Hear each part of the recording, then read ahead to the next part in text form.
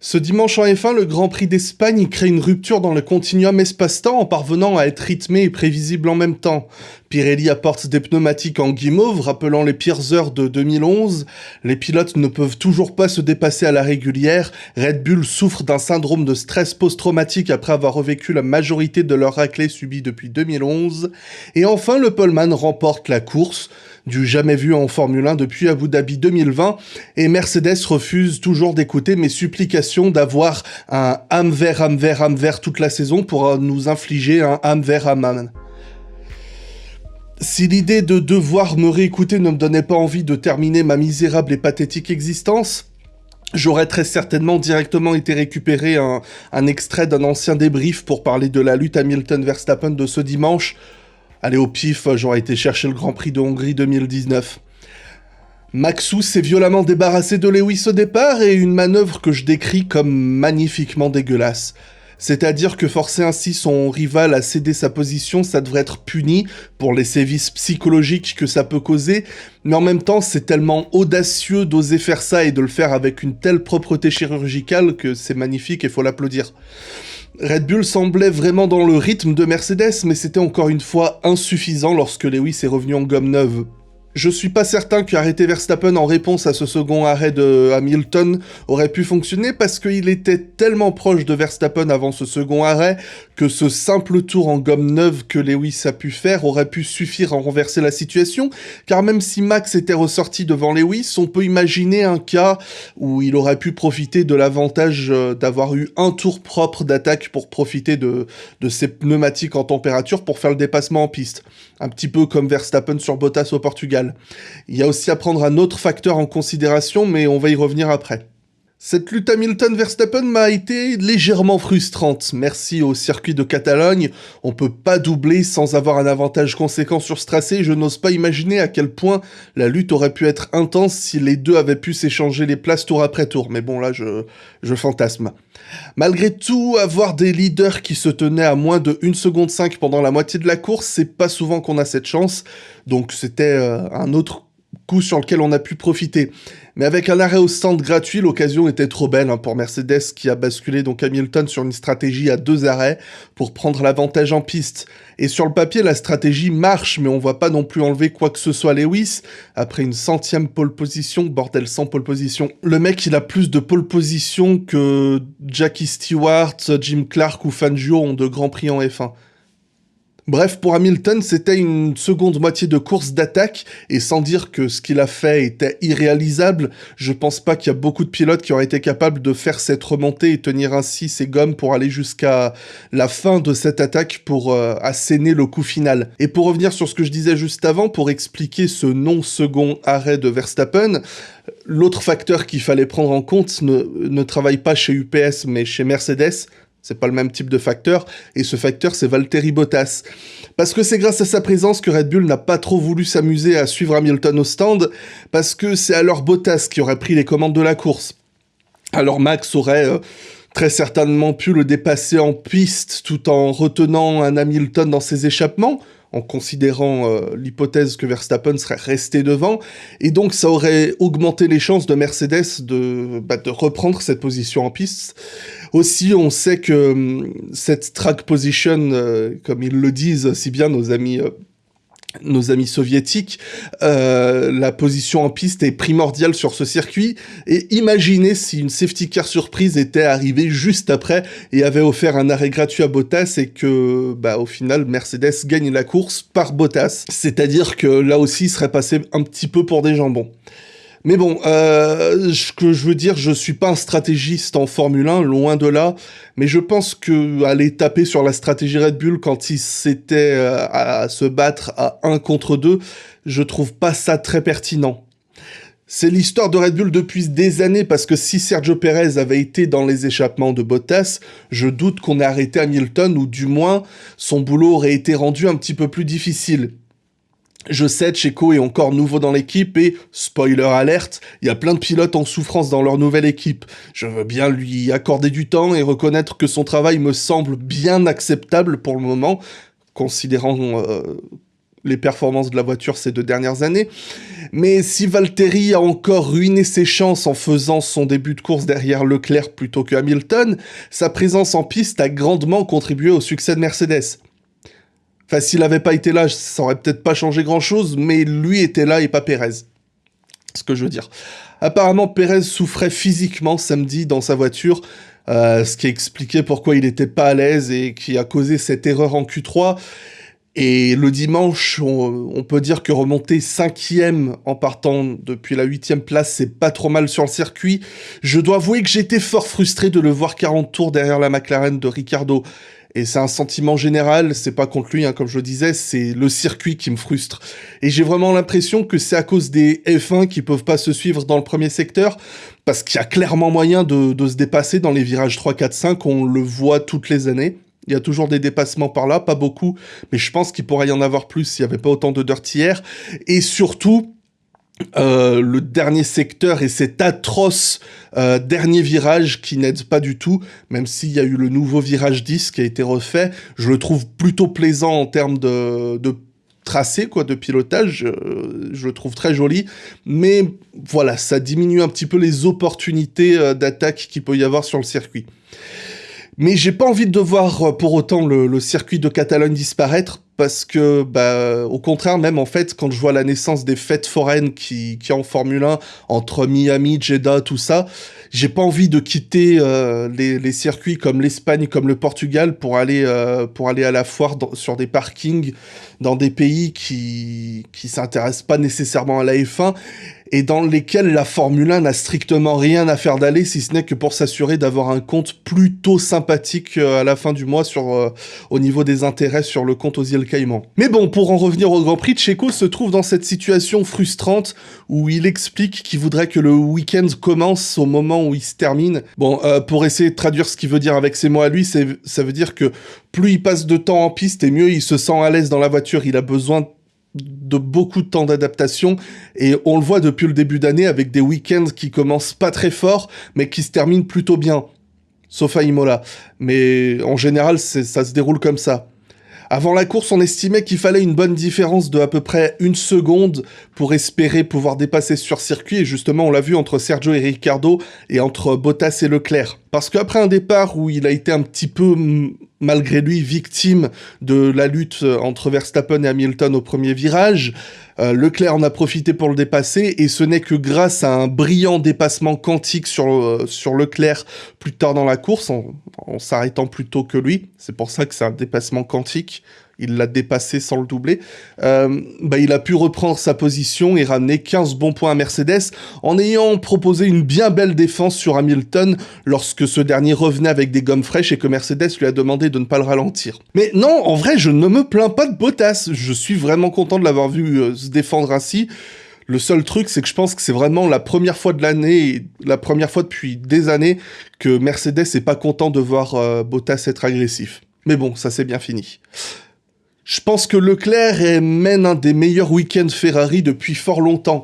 Si son bon départ n'aura pas fait illusion quant à ses chances de monter sur le podium, cette 4e place est très importante dans la lutte face à McLaren et face à Lando Norris aussi pour la 4e, 5e place du championnat, je sais pas trop.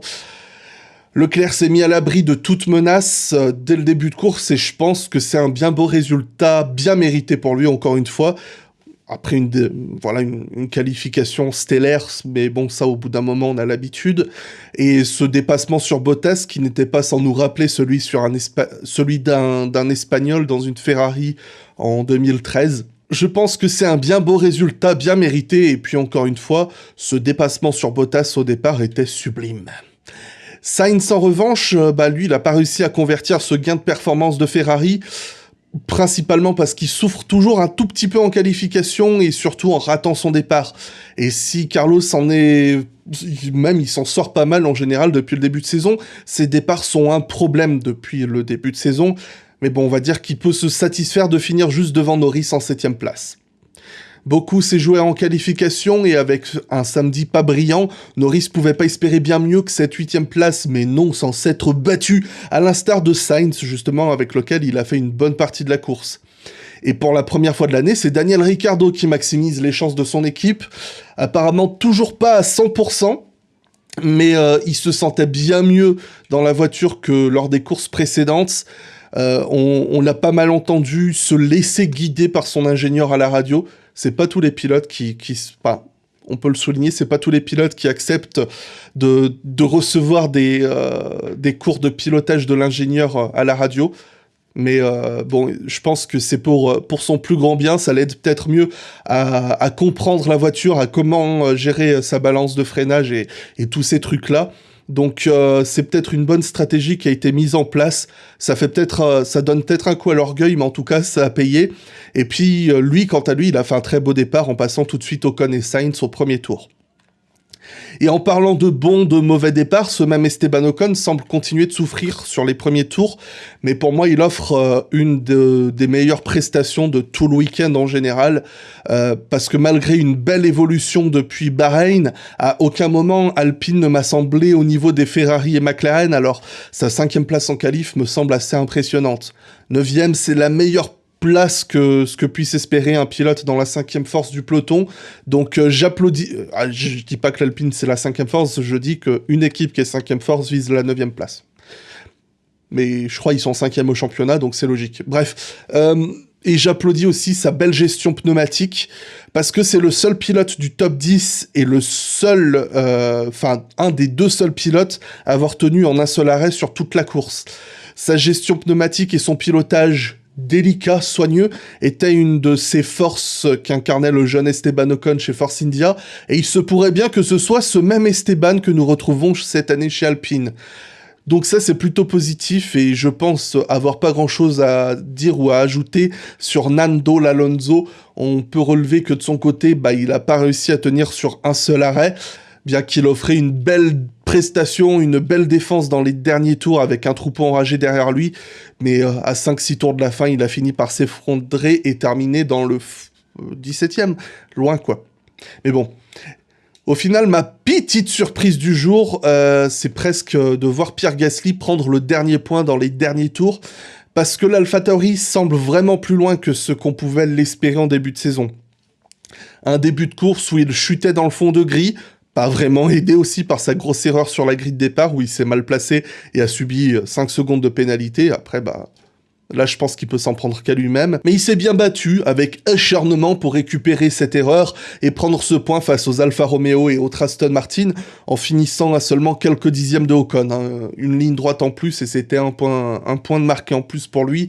Et peut-être que c'est là que ces 5 secondes se payent assez cher au final. Après une année 2020 où on a vu Gasly et AlphaTauri déjouer pas mal de pronostics, les voir en souffrance à ce niveau de compétition, ça semble peut-être décevant, mais je doute pas une seconde que Gaskas mène très bien la barque aux côtés d'un Yuki Tsunoda qui lui se noie.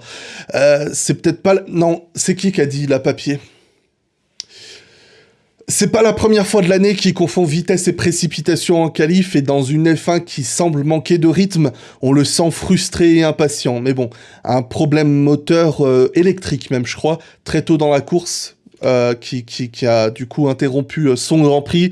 C'est difficile de pouvoir juger son Grand Prix, et difficile de voir le moindre positif à tirer de son week-end espagnol. Ensuite, je vais faire un tir groupé sur les figurants qui sont en Aston Martin et en Alfa Romeo, parce qu'elles semblent assez proches en termes de rythme. Après 4 courses, je trouve que Vettel s'est pas trop mal mis au niveau de Stroll. Il manque encore un petit peu d'aisance, mais il est clairement sur la pente positive. Ce qu'il lui faut surtout, je pense, c'est rouler dans cette voiture, parce que je rappelle que c'est le titulaire qui a fait le moins de kilomètres à l'intersaison, dans une voiture que l'équipe ne comprend pas. Aussi, quelle idée ils ont eu de changer complètement le châssis, mais bref. Je parle un petit peu plus de Vettel que Stroll parce que j'ai l'impression que tirer un truc pertinent des quelques mots que Junior daigne lâcher après les courses, c'est impossible. Alors que de son côté, Beyblade, il dit ce qu'il a à dire sans détour et c'est bien plus intéressant. Donc ce qu'il dit, c'est week-end à oublier et il faut commencer à sortir les doigts parce que apprendre c'est bien, c'est beau, mais ça fait pas marquer des points. La course de Giovinazzi était terminée dès le début à cause d'un problème au stand où il fut accueilli par un pneu dégonflé. Je crois que c'est la première fois que je vois ça. Mais bon, ça arrive. Après tout, Alfa Romeo a hérité de certains membres du personnel Ferrari, donc ça ne me surprend pas tant que ça. Et il a bien sûr remonté, j'ai trouvé qu'il a fait une course assez solide dans l'ensemble, mais voilà, sa course était compromise dès cette erreur au stand, puisqu'il ressortait déjà en début de course avec presque 20 secondes de retard sur la dernière place. Et pour ce qui est de Raikkonen, c'est lui le deuxième et dernier pilote à avoir fait un seul arrêt, et c'est aussi le seul pilote à avoir commencé sa course en médium plutôt qu'en soft, et cette stratégie aurait presque pu marcher, donc... manque certainement d'un petit peu de rythme dans l'Alfa Romeo, mais voilà, je pense qu'on peut trouver un bon boulot des deux pilotes dans l'équipe, et aussi bien du coup chez Aston Martin, même si je sens que Aston Martin, Alfa Romeo, ça va être les équipes qui vont être très dures à jauger cette année. Une équipe qui a fait sa course dans l'ombre et qui a failli aller chercher ses points, ce sont les Williams qui tentaient aussi une stratégie à un seul arrêt. Nicolas Latifi n'est pas à l'aise dans sa voiture depuis le Portugal et il a rapidement dégringolé avant de devoir s'arrêter une seconde fois. Mais George Russell, lui, semblait parfaitement à l'aise et d'ailleurs il a beaucoup aimé le comportement de sa voiture, au contraire de son équipier.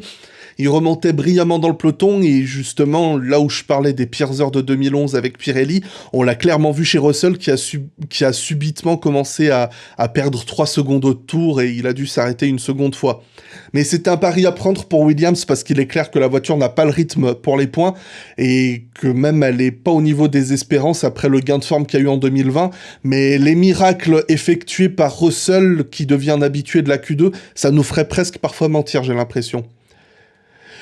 Et l'écart de performance entre les pilotes A, c'était toujours aussi flagrant avec un Kikita Mazepin toujours en difficulté, bien qu'il continue de gagner en propreté, je trouve, au fil des séances. Alors, il a pris 3 places de pénalité sur la grille de départ pour avoir gêné un pilote en qualification. Quand on voit le bordel que c'était... Ce que je veux dire, c'est que Keket, il en a fait pas mal des boulettes depuis le début de saison. Mais là, je vais pas lui mettre un blâme pour celui-là, parce qu'il y avait tout un tas de pilotes qui étaient compris dans le train qui a gêné les pilotes en question, et ça a été le seul à se faire pénaliser. Mais ça n'enlève rien au fait, par contre, qu'il est à la ramasse. À 1 seconde de son équipier en moyenne, il termine 50 secondes derrière un Mick Schumacher qui, lui, continue d'impressionner. Le fait que le rival de Schumi, ce soit pas son équipier, mais la Williams de Latifi, ça en dit long. Aussi bien sur Latifi que sur Schumacher, parce qu'il était devant lui en qualification et il a pris un très bon départ, il était devant les deux Williams, il a fait tout ce qu'il pouvait pour rester devant, mais voilà, le manque de performance l'a rattrapé et il termine avant-dernier. Enfin bon, cesse ici mon incessant speech hispanique et j'espère t'avoir diverti comme tu pouvais l'espérer en venant ici. Je te remercie de ton attention et de ta fidélité et je t'épargne les cassettes de fin de vidéo que t'entends partout et je te donne rendez-vous dans 2 semaines à Monaco. Enfin non, pas dans 2 semaines exactement parce qu'il y aura d'autres trucs sur la chaîne, mais ce que je veux dire c'est que... Enfin, c'est pour le prochain... Oh puis merde, t'as compris, bisous, je t'aime.